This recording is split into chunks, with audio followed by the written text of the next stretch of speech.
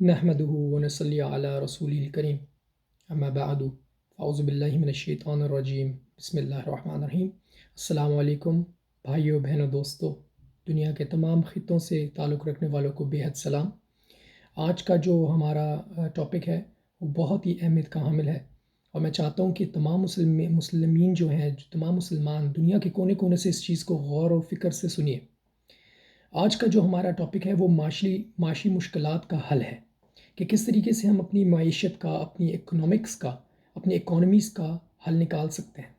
اس چیز کے لیے آپ کو یاد رہنا چاہیے کہ آنے والا وقت بے حد مشکل ترین اور مشکلات کا دور ہے، اور اس دور کے اندر اگر آپ لوگوں کے پاس صحیح حل نہیں ہوگا اپنی معیشت سے ڈیل کرنے کا، معیشت کو سنبھالنے کا، تو آپ لوگ بڑی مشکل میں جا سکتے ہیں۔ تو یہ جو آج میں نے آپ کے لیے ٹاپک اٹھایا ہے، یہ آنے والے 1.5 سے 2 سال کے لیے بہت ضروری ہے، اور اگر آج آپ اس کے اوپر کام شروع نہیں کریں گے تو 2 سال کے بعد شاید ٹائم نکل گیا ہو۔ یہ سب کچھ اللہ اعلم وانتم لا تعلمون، قال اللہ تبارک و تعالیٰ فی القرآن، کہ اللہ تعالیٰ جانتا ہے، انسان نہیں جانتا، لیکن اللہ سبحانہ تعالیٰ نے حدیث کی روح سے، قرآن مجید کی روح سے بہت چیزیں انسان کو ہسٹری کے تناظر میں سمجھا دی ہوئی ہیں۔ اگر ہماری آنکھیں ابھی بھی نہ کھلیں اور ہم حالات کو نہ دیکھ سکیں تو یہ ہماری گمراہی ہے۔ تو میری آپ بہن بھائیوں سے یہ گزارش ہے کہ آپ لوگ اس معاشی مشکلات سے، جو اس سے نکلنے کا حل ہے، یہ آپ سمجھیے۔ آج کا ٹاپک بہت امپورٹنٹ ہے، اس میں کچھ نکات بیان کیے جا رہے ہیں جو کہ بنیادی اصول ہیں، جو بنیادی اصول ہیں معیشت کو مضبوط کرنے کے۔ اگر وہ آپ پکڑ لیں تو اس کے بعد آپ کی ڈیولپمنٹ ہوگی، اس کے بعد آپ کے اوپر کام کیا جا سکتا ہے۔ یہ بے شک یہ جو ہیں، یہ جو میں باتیں کرنے لگا ہوں آج، یہ بنیادی اصول ہیں، یہ کوئی گہرائی کے ٹاپکس نہیں ہیں، گہرائی کی باتیں نہیں۔ گہرائی کی باتیں پھر تب ہوں گی کہ جب آپ کی جو عمارت ہے اس کی بنیاد مضبوط ہوگی، اور پھر ہم انشاءاللہ آنے والے وقتوں میں اس چیز کے بارے میں بات کر سکیں گے۔ سب سے پہلے کہ امت کے لیے پاکستان ہو گیا، اسلامی مملکت ہو گئی، اور دیگر ممالک ہو گئے، ان ساروں کو اس چیز کے اندر ہم رکھ کے دیکھیں گے کہ کس طریقے سے آنے والا وقت معیشت کو بہترین بنایا جا سکتا ہے، اور کس طریقے سے ہماری مملکتیں جو ہیں، ممالک جو ہیں، ان کو ہم ایک ترقی کے راستے پہ گامزن کر سکتے ہیں۔ سب سے پہلے ہمارے لیے سب سے بڑا جو ایک مشکل وقت اور دور ہے وہ ہے بے روزگاری۔ آپ کو یہ سمجھنا چاہیے کہ بے روزگاری دنیا کے اندر بڑھ رہی ہے، جس کو انگریزی زبان میں ان امپلائمنٹ کہتے ہیں۔ ان امپلائمنٹ ریٹ جو ہے وہ بہت سارا بیشتر ممالکوں کے اندر یہ پرابلم کے اندر ہے۔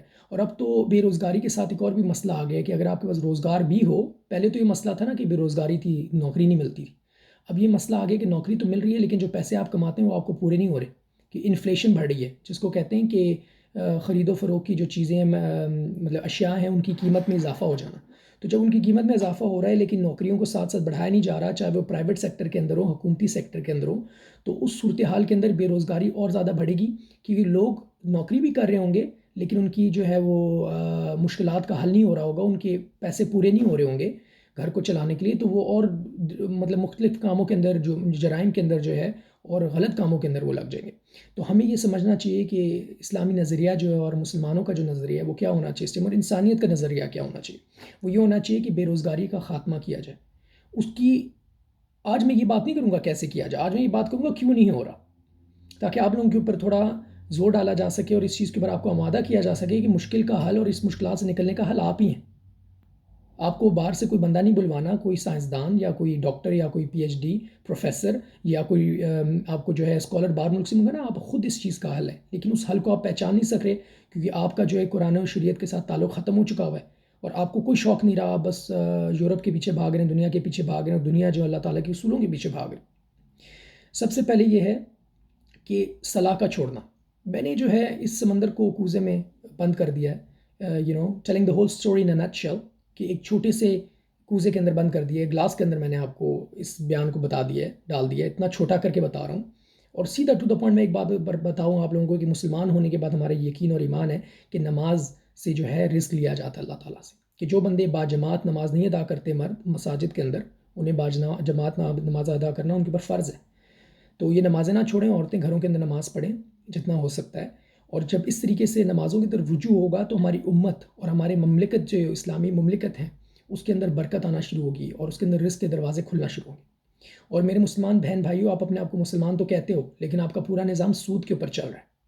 تو اللہ تعالیٰ قرآن مجید میں فرماتے ہیں حرب من اللہ و رسولہ، کہ یہ اللہ اور اللہ کے رسول صلی اللہ علیہ وسلم کے ساتھ کھلی جنگ ہے۔ ٹھیک. تو اگر آپ کو لگتا ہے اس جنگ میں آپ جیت جائیں گے، مجھے تو نہیں لگتا. ٹھیک ہے. کسی بھی عاقل سے آپ پوچھیں گے، عقل والے سے، وہ آپ کو کہے گا کہ اللہ اور اس کے نبی صلی اللہ علیہ وسلم جو کہ تمام طاقتوں کے ایک مرکز ہیں، ان کے خلاف لڑائی کرنا آپ کی بیوقوفی ہے اور آپ کی گمراہی اور تباہی کا یہ آغاز ہے. تو اس سے بچ کے رہیں. سود جو ہے 1 روپیہ بھی آپ اپنی جیب میں نہیں ڈال سکتے. سود کے پیسوں کو آپ جلا بھی نہیں سکتے. سود کے پیسوں کو آپ پھینک بھی نہیں سکتے.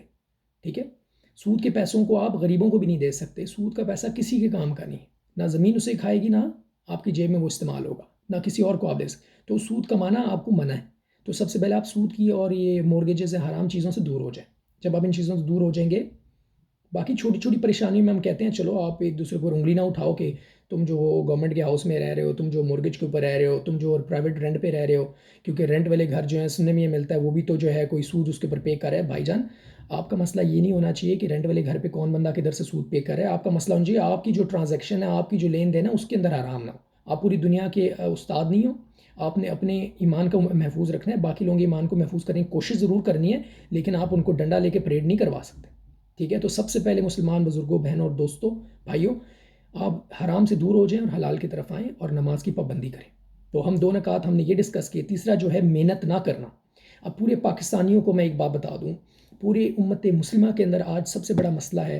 ہمارے علماء کرام اس بیان کو سنیں گے، سمجھیں گے، اور وہ اس بات سے ایگری کریں گے، اس سے صحیح درست سمجھیں گے جو میں کہنے لگا ہوں کہ محنت کرنا جو ہے ہمارے لیے بہت مشکل ہو گیا ہے. ہم لوگوں کو لگتا ہے کہ ہمارے اوپر پلیٹ پہ، گولڈن پلیٹ کے اوپر، پلیٹر کے اوپر رکھ کے ہمارے آگے جو ہے نا کھانا پیش کیا جائے، ہمارے جو ہے ماں باپ کمائیں اور ہم لوگ بیٹھ کے کھائیں. پاکستان میں یہ سوچ ہے. ٹھیک ہے. ہمارے بہن بھائی ہمیں دیتے رہیں، یا تو ہم قرضہ اٹھائیں، یا تو ہم ایک کا پیسہ لے کے دوسری کی طرف دے جائیں. دوسرے بہت آسان ہو گیا ہے لوگوں کے پیسوں کے اوپر چلنا. لیکن آپ خود محنت کرنا چھوڑ چکے ہو. جو 90% ہمارا طبقہ ہے نا، غریب طبقہ، پاکستان کا ہو گیا، عرب کا ہو گیا، وہ سارے لوگ صبح گیندی بیلچا لیتے ہیں اور جا کے محنت کرتے ہیں.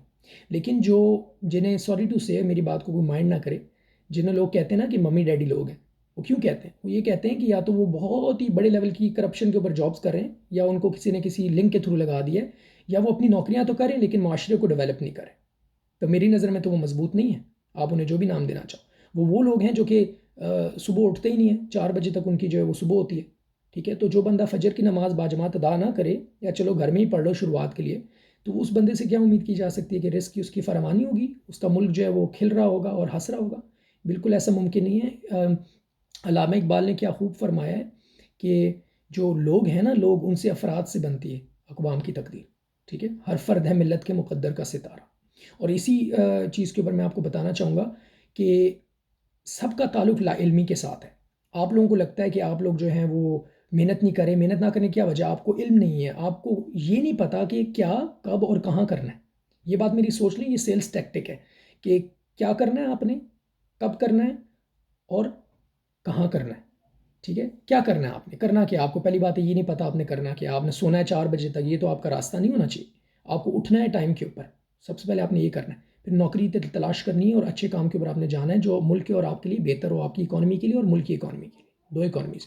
پھر جب آپ وہ کر لیں گے، آپ کو پتا ہوگا آپ نے کیا کرنا ہے، کب کرنا ہے، پھر کتنے ٹائم سے ٹائم، 9 بجے سے 5 بجے تک آپ نے نوکری کرنی ہے. اس کے بعد آپ نے جو کوئی کاروبار کے اندر انویسٹمنٹ کرنی ہے. اس طریقے سے 2 چینلز اور ڈورز اوپن رکھیں. پھر کہاں کرنا ہے، کس ملک میں کرنا ہے، کس شہر میں کرنا ہے، کس علاقے میں کرنا ہے، کس علاقے کے اوپر آپ نے فکر کرنی. تو یہ سارے سوالات اگر آپ کے دماغ میں روزانہ کی بنیاد پہ نہیں آ رہے تو بڑی مطلب کہ یہ شرم سے کہنا پڑتا ہے کہ آپ لوگوں کو تو پتہ ہی نہیں ہے آپ نے کیا کرنا ہے. آپ لوگ کس طرح کامیاب نیشن بنے. کسی کو آپ بلیم نہیں کر سکتے امریکہ نے یہ ڈالر گرا دیا. بھائی ڈالر آپ گراتے ہیں اور ڈالر آپ چڑھاتے ہیں. ٹھیک ہے. تو جب ڈالر گر رہا ہے نا تو آپ محنت کر رہے ہیں. جب ڈالر چڑھ رہا ہے تو آپ لوگوں کی محنت بالکل ناکار ہے. تو قائد اعظم نے فرمایا کام کام اور بس کام. لیکن آج کل ایک کام بھی نہیں ہے. سارے بندے بیٹھے ہوئے ہیں اور جو غریب ہیں وہ لگے ہوئے ہیں. وہ جو ہمارا 90% طبقہ ہے نا، اس کو اوپر لایا جا رہا ہے. اوپر والے جو اوپر سے دبا رہے ہیں، نیچے والے نیچے مجبوراً کام کر رہے ہیں. تو مسلمانوں اٹھو جاگو، اس سے پہلے دیر ہو جائے. اور پھر 2-3 سال بعد مجھے آ کے نہ کہنا کہ ہمیں کس نے بتایا نہیں تھا. وقت بہت کم ہے. اللہ تعالیٰ جانتا ہے جو حالات دنیا کے گزرے ہیں. جنگ عظیم کا خطرہ ہے. ٹھیک ہے. اور یہ جنگ بہت جلدی ہونے والی ہے. اگر آپ پولیٹیکل اور اکنامیکل سچویشنز کو دیکھ لیں، باقی اللہ تعالیٰ جانتے ہیں. ہماری بات غلط ہو سکتی ہے. یہ بات ضروری نہیں ہے حق کو. اللہ تعالیٰ کے علاوہ کوئی علم الغیب نہیں جانتا. آنے والے کے بارے میں پریڈکشن تو کی جا سکتی ہے، تقاضا کیا جا سکتا ہے، مطلب کہ رائے دی جا سکتی ہے، لیکن اس رائے کا ٹھیک ہونا ضروری نہیں ہے. اور آخری میں آپ لوگوں کو اس شعر کے اوپر، اس بات کے اوپر بات کو اختتام پذیر کروں گا کہ علامہ محمد اقبال، اللہ تعالیٰ کی ان پہ کروڑوں رحمتیں، انہوں نے شعر فرمایا اے طاہر لاہوتی، اے طاہر لاہوتی اس رزق سے موت اچھی، اے طاہر لاہوتی اس رزق سے موت اچھی جس رزق سے آتی ہو پرواز میں کوتاہی۔ تو اب یہ سوچیں یہ شعر کیا ہے کہ اس رزق سے موت اچھی جس رزق سے آتی ہو پرواز میں کوتاہی۔ طاہر لاہوتی کہتے ہیں وہ پرندہ جو کہ اللہ تعالیٰ کی عرش پہ سیدھا ڈائریکٹ کسی رکاوٹ کے بغیر پہنچ جاتا ہے۔ علامہ اقبال فرماتے ہیں کہ تم وہ پرندہ ہو طاہر لاہوتی اس رزق سے موت اچھی، وہ رزق نہ کھانا، اسے بہتر ہے تم مر جاؤ جس رزق سے آتی ہو پرواز میں کوتاہی، جس رزق سے تمہیں اللہ تعالیٰ کے منصب کے، اللہ تعالیٰ سے جو کمیونیکیشن چینل ہے، جو بات کرنے کا راستہ ہے، اس کے اگر اندر خلل آتی ہے، اس بات کے اندر رکاوٹ، اللہ کی طرف جانے تک رکاوٹ آتی ہے اس رزق کھانے کی وجہ سے، تو وہ رزق کھانے سے بہتر ہے کہ تم مر جاؤ۔ تو یہ میرا پیغام ہے مسلمانوں کے لیے کہ اگر زندہ رہنا ہے، مرنا نہیں ہے، ٹھیک ہے، شرم سے اور اللہ تعالیٰ کی نظر میں، تو رزق حلال کی تلاش کرو، نماز کو باقاعدگی سے انجام دو، پڑھو خوشی اور خضوع کے ساتھ، تاکہ تمہیں سمجھ آئے کہ یہ دنیا کی بہترین ایکسرسائز بھی ہے اور اللہ تعالیٰ سے بہترین تعلق بھی ہے۔ وآخر دعوانا ان الحمد للہ رب العالمین۔ السلام علیکم ورحمۃ اللہ وبرکاتہ۔